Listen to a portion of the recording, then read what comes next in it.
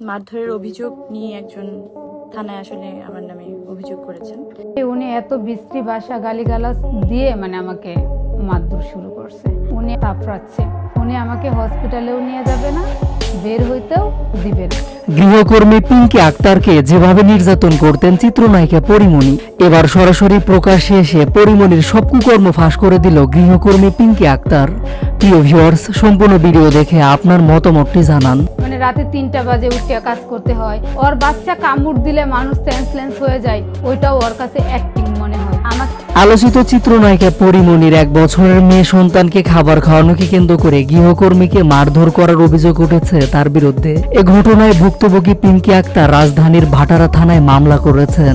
বৃহস্পতিবার ৩ এপ্রিল থানায় এ অভিযোগ করা হয়। শুক্রবার ৪ এপ্রিল বিষয়টি জানাজানি হয়েছে।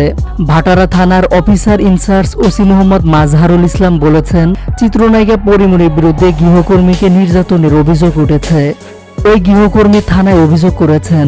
বিষয়টি আমরা তদন্ত করে দেখছি।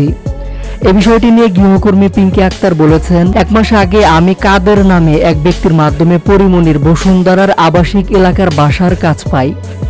আমার দায়িত্ব ছিল পরিমণির 1 বছর বয়সী মেয়ের দেখাশোনা করা, তাকে খাবার খাওয়ানো, ওনার বাচ্চাকে প্রতি 2 ঘন্টা পর পর খাওয়ানোর নিয়ম। আমি সেটা মেনে প্রতিদিন বাচ্চাকে 2 ঘন্টা পর পর খাবার খাওয়াই। আমাকে বাচ্চা দেখাশোনার জন্য নেওয়া হলেও বাসার অন্যান্য কাজও করতে হতো। সারা রাত জাগিয়ে কাজ করায়। রাত 3টায় হঠাৎ ভাত রান্না করতে বলে পরিমণি। পুরো ঘটনা তুলে ধরে গৃহকর্মী পিঙ্কি আক্তার বলেন, গত 2 এপ্রিল আমি পরিমণির বসুন্ধরার আবাসিক এলাকার বাসায় তার বাচ্চাকে বসিয়ে বাজারে লিস্ট করছিলাম কি কি লাগবে। এ সময় বাচ্চা কান্না শুরু করে। তার কান্না শুনে সৌরভ নামে এক ব্যক্তি, যিনি পরিমণির পরিচিত এবং মাঝে মধ্যেই তার বাসায় আসেন, আমাকে বললেন বাচ্চাটাকে একটু সলিড খাবার দাও। তখন আমি সৌরভ ভাইকে বললাম, ভাই বাচ্চাটা কিছুক্ষণ আগে সলিড খাবার খেয়েছে, 2 ঘন্টা এখনো হয়নি, আমি একটু কাজ করি তারপর তাকে দুধ খাওয়াই। এ কথা বলে আমি বাচ্চার জন্য দুধ রেডি করছিলাম। এর মধ্যে চিত্রনায়িকা পরিমণি মেকআপ রুম থেকে বের হয়ে আমাকে তুই-তুকারি করে অকথ্য ভাষায় গালিগালাজ শুরু করে। আমি কেন বাচ্চার জন্য দুধ নিয়েছি। আমি তখন তাকে বললাম, যেহেতু সলিড খাবার দেওয়ার সময় এখনো হয়নি তাই আমি দুধ নিয়েছি। তখন পরিমণি আমাকে গালি দিয়ে বলেন, বাচ্চাটা কি তোর না আমার। এরপরে তিনি আমাকে ক্রমাগত থাপ্পড় দিতে থাকেন, মাথায় জোরে জোরে আঘাত করেন।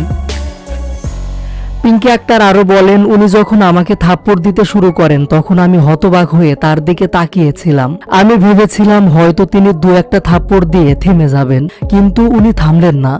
উল্টো আমার মাথায় আরো জোরে জোরে আঘাত করলেন।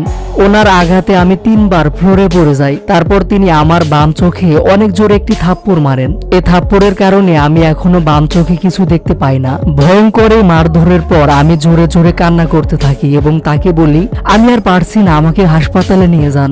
তখন তিনি আমাকে অকথ্য ভাষায় গালি দিয়ে বলেন, তুই এখান থেকে কোথাও যেতে পারবি না, তোকে এখানে মারবো, এখানে চিকিৎসা করব। এ কথা বলে তিনি আবার আমাকে মারতে আসেন। তখন সৌরভ তাকে বাধা দেন। সৌরভ কেন বাধা দিল এ কারণে তাকেও গালিগালাজ করেন পরিমণি। এক পর্যায়ে আমি অজ্ঞান হয়ে মাটিতে পড়ে যাই।